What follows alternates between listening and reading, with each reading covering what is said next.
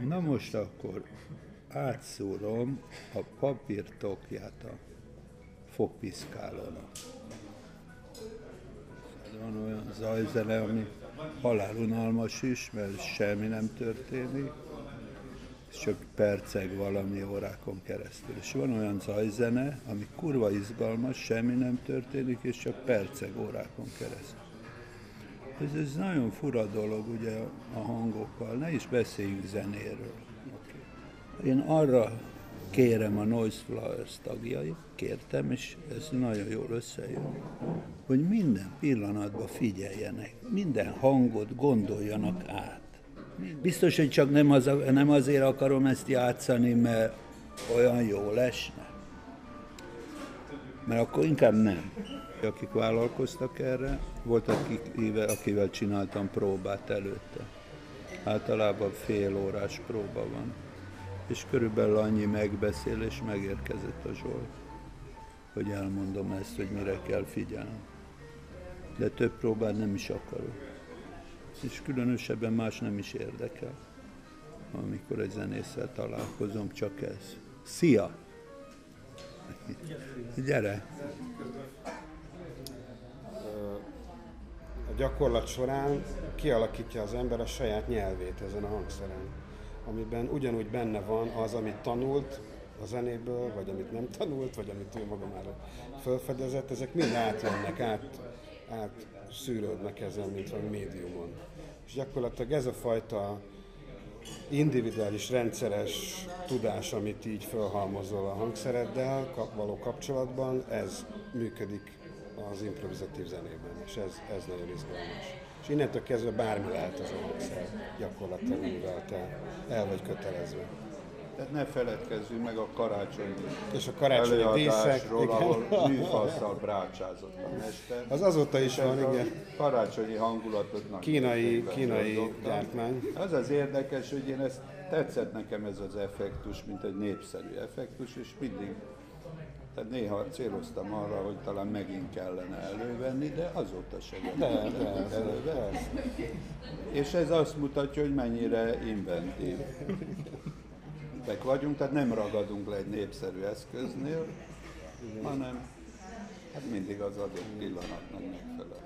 Ez a három zenész elkötelezte magát arra, hogy nem fogja játszani ugyanazt, mint tegnap.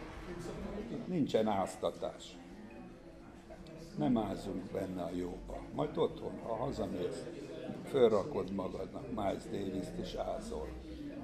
De a mi esténken nincs, mi kalandozni megyünk. Mi megmásszuk minden este a K9-est, ami nem szórakozás, bocs, de nagyon izgalmas.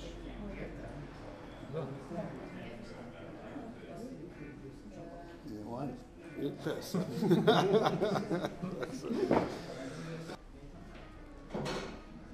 Ez egy örökös kutatás, ez egy kalandzene.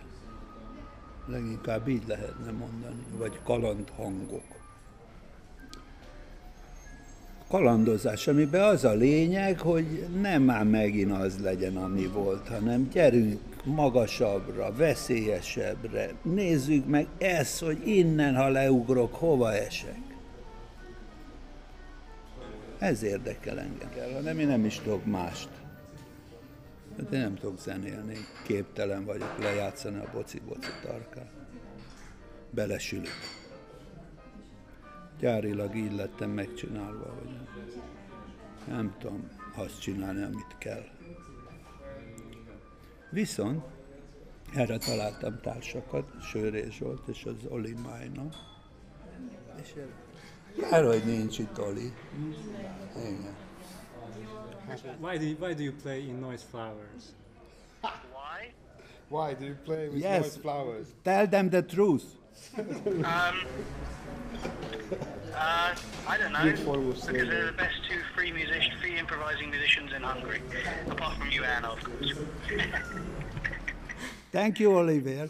That's it. That's it. Oli, and would you tell to the audience if you like the Beatles? Sorry, say it again.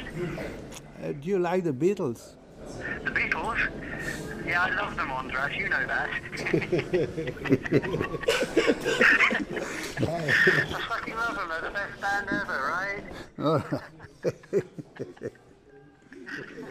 Okay. Köszi, Oli. Alright. Thank you, Oli. See you next week. Jó koncertet. Bye-bye. Bye. Ha lehet egy javaslatom, akkor tehát várjanak 10 percet, mert azért lehet, hogy átalakul a lelkünk.